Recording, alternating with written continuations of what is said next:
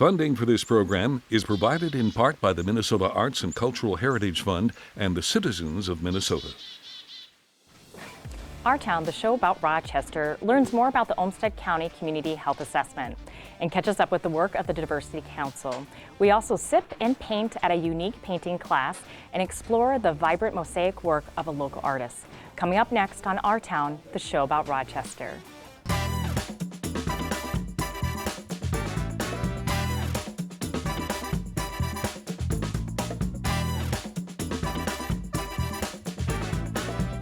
Coming to you from 125 Live in Rochester, Minnesota, Our Town.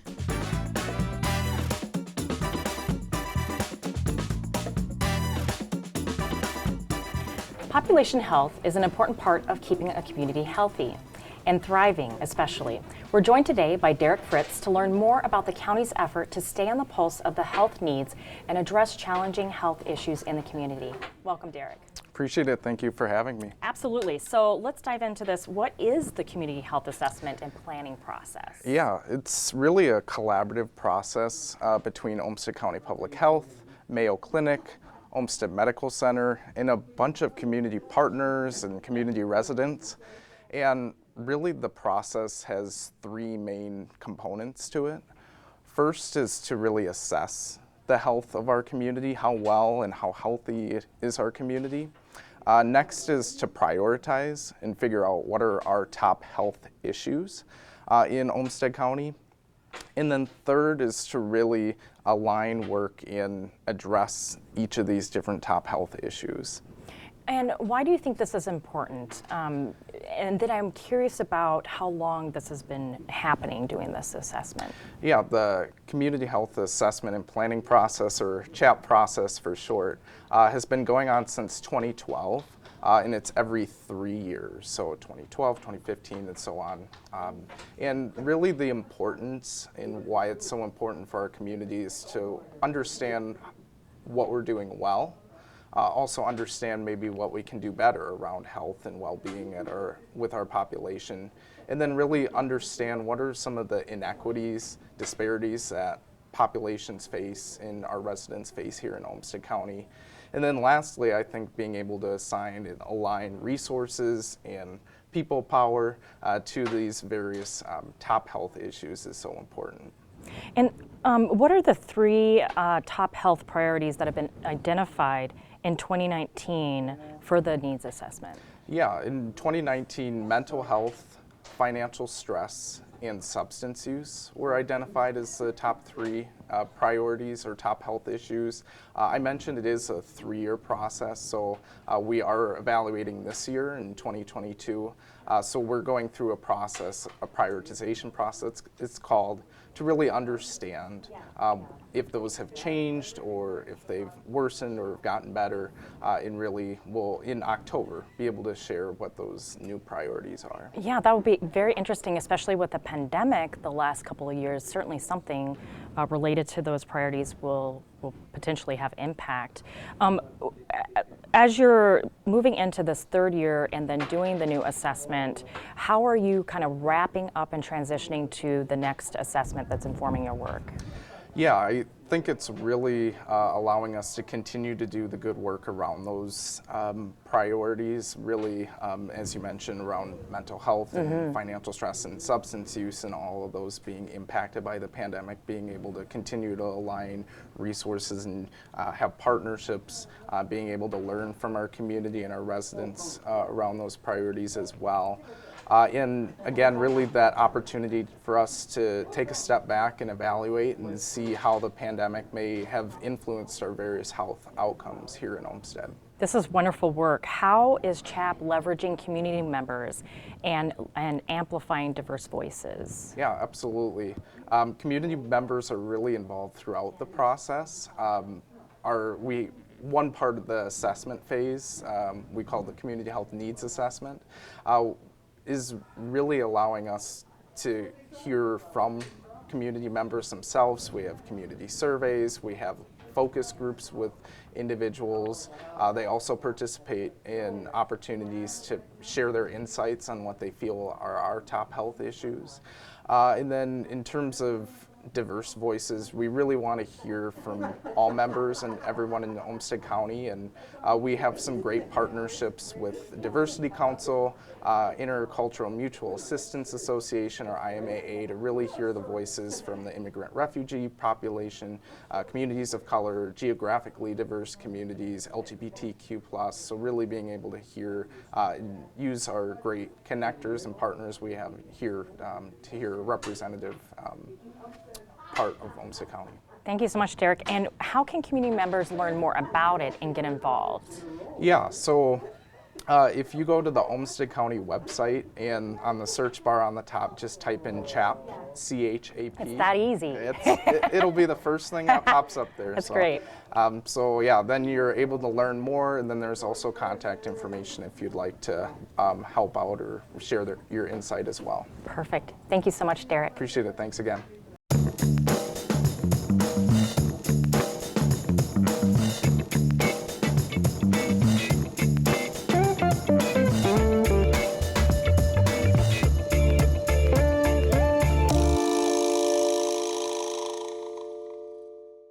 Be sure to stick around. We have much more coming your way on Our Town.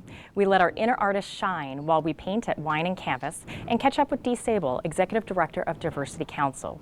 But up first, we learn how a local mosaic artist creates her vibrant work and finds inspiration in this week's Our Culture segment.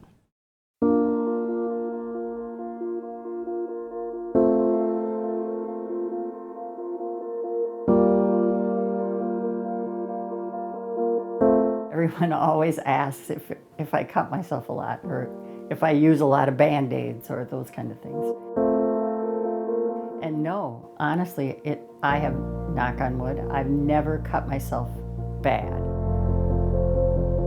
Hi, I'm Debra D'Souza, and I am a creator of glass mosaics. I started out making stained glass, traditional stained glass windows. I knew that I had that love for the glass. I like to be able to feel the texture of the glass, because sometimes on one side it'll be real smooth and shiny, and on the other side it'll have more of a texture.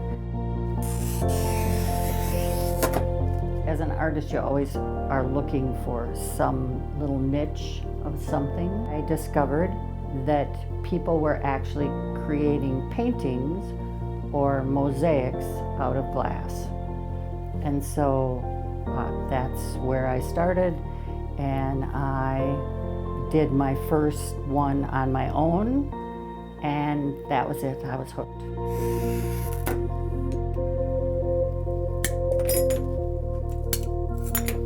A lot of it is experimenting and finding your own voice of what you want your work to look like. I started taking classes and looking into it further, and getting deeper and deeper into it. And I ended up studying with like masters all over the world. So in Italy, and I've done residencies in Ireland and in Belgium, and studied with artists in France and throughout the US. The nice thing about mosaic is that there's a lot of different techniques. You have a major color, and that's where the bigger pieces come in. And then you have the supporting colors, where they're littler pieces, but they still are important, because your eye will mix them all together to get the color right. The glass itself, and getting back to cutting glass and working with the glass, it's really no different than painting. You just mix it on your palette and lay it in. With the mosaics that I do, I try to mix all the colors, because in nature, and you learn this when in painting, if you look at a green tree, there's every color in there. So in order to make it realistic, you can't just use green. You have to use purples and reds and oranges and mix the colors together. Sometimes they just build themselves, it seems like, and you're just inspired and you just go.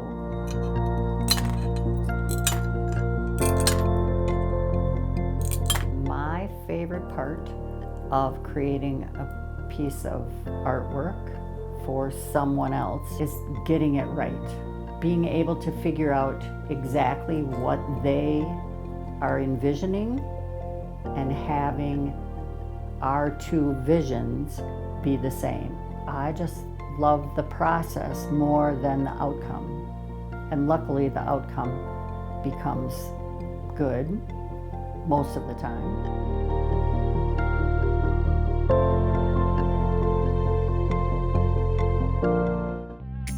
For more information about this story and other Our Town features, connect with us on Facebook, Twitter at KSMQ #OurTown, or ksmq.org/OurTown.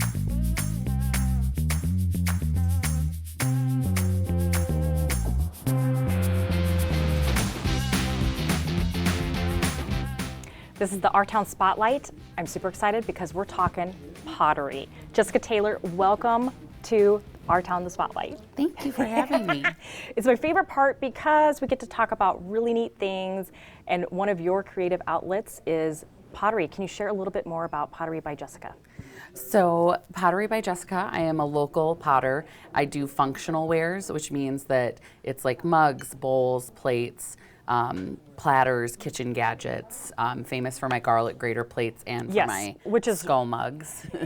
And your skull mugs, you were Yeah. talking about that. So let's talk about the element that I noticed, especially with this. It's almost 3D. If you look, there is this like part that is, you know, outside of the actual pottery that you do. Share a little bit more about that creative process and why you got into it. Yeah, so I got into pottery to make friends, and then I fell in love with it. You made friends, and that yes. was years and years and years ago. But the process is I throw my mugs, so they're hand-thrown mugs. You can hand-build mugs too, but I throw mine. But then I add the additives afterwards. So I use like a cookie cutter for the Minnesota mug. For these, I use silicone molds that I've made, and I use those, press into them like you would fondant if you're a cake maker. And then I attach them once the mug is leather hard in the end to get the look of it. And it's so cool because I especially love this Minnesota one. I have an affinity for Minnesota, Rochester, Minnesota. And I just think it's so neat how the design kind of lays out. You have an event coming up. Share a little bit more about that. Yeah, so we're just doing a pottery pop-up at my parents' house in the manor. It's myself and my mom. Art kind of runs in our family, I guess. And that's going to be August 13th in Manor. So you can go to my Facebook or my Instagram, which is Pottery by Jessica, and find out more information about it there. Awesome. And I asked you, do you teach this and that sort of thing? Now, 125 Live does offer classes, and you said you recommend people come here if they want to learn. Yeah. So I don't teach. I also have a full-time job. Right. You got a day job. I got a day job at the Even Hotel. But I always recommend people come out to 125 Live. It's 18 plus here, and they have great teachers, and I'm friends with some of the pottery teachers here, and they do a wonderful job. That's awesome. So last, I wanted to ask you a little bit more about some of these creations really quickly. What makes you decide what are you going to make? Is it your mood or? For me, yes, it's totally my mood because I do have a full-time job. This is more of like a stress reliever for me. And so it's just kind of like what I'm feeling like doing when I get into the studio that day, like what inspires me and makes me happy. Awesome. Thank you so much for being on the show. Thanks.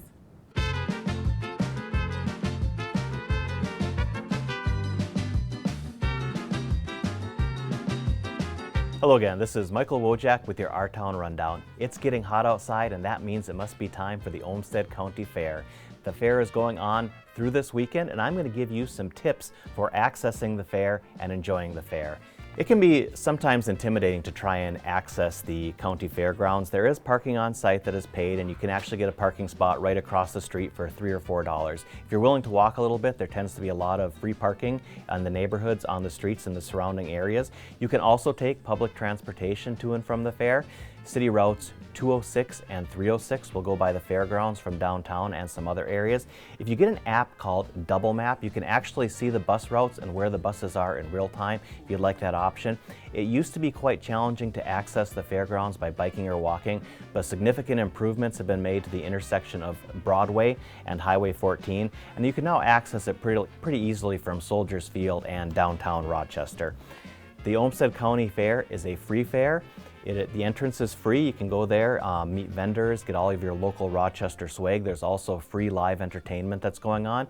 There's a number of additional opportunities with paid entertainment. That can be everything from concerts to demolition derbies. And if you'd like to see some more about that, you can visit olmstedcountyfair.com.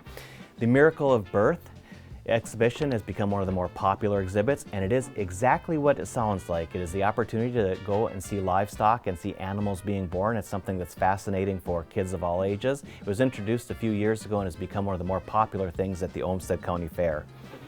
Like all fairs, there's food vendors and rides for the kids. You can get a wristband and go on unlimited rides for a period of time. The food vendors, when I was growing up, we didn't have so many local options. Now we have a lot of local vendors with different kinds of food. You can even go get great vegan food from a local vendor here in Rochester.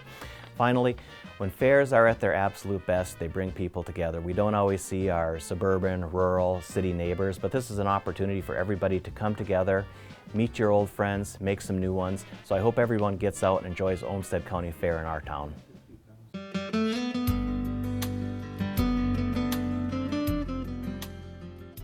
This is Danielle Teal with Our Town Walkabout. We're here with wine and canvas, and we're going to learn a little bit more about how to paint this. We're here with Melissa, and we're at the Centerstone Plaza Hotel, and we've got a really fun thing going on right now, which is canvas painting. Tell us a little bit, Melissa, about your business and what's happening in this awesome space. Certainly. We're here to do our featured painting of the night. We'll walk our painters through step by step to show them how to create their own painting. They can certainly change it up, make it how they want it, and every time we come, we have a different painting that we're doing. Awesome. And how often do you do events like this? 10 to 20 times a month. Okay, wow. It's really varies. We do public events like tonight, anyone can sign up. We do private events, birthday parties, bachelorette parties, team building, kids parties. Really cool. Melissa, how long have you owned this business? I have owned it, I think, about 6 years now. 6 years. Yep, and I've been doing it for about 8 years. Okay, and you've battled through the pandemic. Have you seen a big influx of participation at this point? Yes, our private events are a lot busier than they ever used to be. People just really wanting to get out there and do stuff with their friends. A lot more bachelorette parties, I would say, than we used to have. So it's just a lot of fun. Just seeing how the paintings turn out every time. I love how, even though they're all the same, they're all different. That's yes. My favorite thing. I always tell people, mine will turn out different than mine, and I did them both. It's just the nature of painting. So I have very little artistic ability, but do you think you can turn me into a painter? Yes, you could. Very cool, Try Melissa. to make it very easy and break it down into shapes. That's great. Awesome. Thank you so much. Thank you.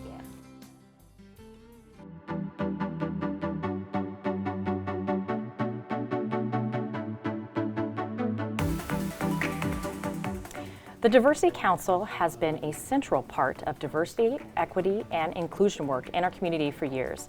Today, we're joined by Executive Director Dee Sabol to find out what's new and next for the organization and its efforts in the city. Welcome back to Our Town, Dee. Thank you. So pleased to be here, Danielle. Well, I'm excited to talk about some things that have been happening. The last time you were on here, there was a discussion about the $1 million grant and with plans to roll out Project Healings. How's that going? First of all, share a little bit more about that in case some people are not familiar with Healings. Sure, absolutely. So Project Healings is a collaborative effort to address health disparities throughout the state of Minnesota. And it was infused with $1 million in federal funding to address vaccine hesitancy and increase vaccination rates among minority populations around the state. We are in the final month of a year, right? 12 months of delivery on that project, and it has been amazing, Danielle. We had hoped to it may have 250,000 unique touches over the course of that year, and we have exceeded 300,000. Oh, that's great. So amazing. If you think about that, really, if you think about the minority population of Minnesota, we've reached more than 25% of the individuals with really critical, information about the importance of COVID vaccination, right? About with actual resources that are community identified and community specific. And that money flowed through Diversity Council out to grassroots organizations around the state. That's awesome. And so that's what I was going to ask about, the technique. So how did you reach that population? Was it social media? Was it in person? What we did, Danielle, and it was unique, I think, to our application nationally, we're the only recipient in Minnesota, is we said, we're not going to make those decisions. We're going to allow people deep within community who have trusted relationships to connect through us to the resources that they need, and then utilize what they know works best with folks. And by example, we had individuals more than a year into the pandemic who were still getting their best information in the most accessible way from their countries of origin. And you can imagine how different that information was than what we were saying here in Minnesota. This allowed us to address that and reach people the way they needed to be reached with the information that community, that they determined themselves was most valuable. And thousands of vaccinations as a result. And just very proud of that effort. That's amazing. So will that project wrap up then? Does it have an end date, or is this going to be ongoing until funds are used? So this aspect, the funds are expended, believe it or not. $1 million goes quicker than you think. Oh. In fact, it sure does. Yeah, we were just like getting to the last $3,000 and getting kind of those expenses paid out. But Project Healings itself was always meant to form a structure on which we can lay information about health disparities, access issues, communication issues around health, and utilize that network and that structure to continue to work together. And there are new funding, pools of funding that have come forward that will help us to do that and maintain those incredible relationships. That's great, because COVID's not going to go away. There's still going to be, things that are needed for that. So, what are some new initiatives that are happening with the Diversity Council, and what do you have on deck? I'm so glad you asked this question because we are really in a place where we're shifting, right? We've spent, I've been here 6 years now, and we've spent a lot of time establishing, grounding, connecting in community. And everything that we do, Danielle, is based in community identified need. Where do we need to be doing our work? We have heard loud and clear that continuing to work in educational equity, civic equity, participation issues, and health equity, that is critically important to community. How we do that work is shifting, continues always to shift in response to community. But one of the things I'm most proud of that we have been part of in kind of Rochester and southeastern Minnesota is looking at a different way to establish public policy, public programs, public spaces, social contract, right, that ensures that there is equitable participation both in the design of and the benefit from those things. And toward that end, we've been working on a community co-design process that is in use now within Olmsted County, in the city of Rochester, and in other organizations and spaces where we are thinking about how do we make sure that things that are happening are equitable for everyone, and that they're not just designed around our social and cultural norms, but they include the social and cultural norms of all people that call Rochester home. So I just want to call out one thing that you mentioned, and it was about education. Yes. And critical race theory has been such a hot topic. Yeah. There's been a lot of participation from the community in different regards related to that. Yeah. How is the Diversity Council moving into this space to have a conversation around that and really build some understanding? Yeah, you really hit it, because what we see our role is to ensure that there is both space for conversation and that people can come into conversation and dialogue with good information, right? So how do we collate, curate, and present information on different topics that help people to understand what issues are and to be prepared to think and listen and move forward on topics. So we're participating in a greater campaign in the region around first listening, right? What voices can you listen to that you have not heard, so that you have a different perspective as you think about, critical sociocultural issues that are happening around us, and then learning how do we take it upon ourselves, right, to learn, to educate, to find resources, to balance what we hear and how we learn, and then to take action. Those three aspects are really important, and it kind of simplifies the approach to diversity work, right? We know that people feel a sense of anxiety around, right, difference and change and human identity. And things that they may not know. That they don't know Yeah, about. and it's important to hear those perspectives. Where do you see diversity in the future and its role in the community? Yeah, so for 35 years, really, this organization has existed to address equity through, understanding bias and hate and prejudice and discrimination and addressing those issues. I think our shift and where we're headed in the future is really to involve more people in that dialogue and in that landscape. That's wonderful. Thank you so much for being here today. Yeah, thank you for the invitation. Thank you. Appreciate it. Thank you for joining us today. Coming to you from 125 Live, I'm Danielle Teal for Our Town, the show about Rochester. For more wonderful content produced right here in Rochester, please be sure to check us out on Facebook and Twitter at #OurTown. We'll see you next time.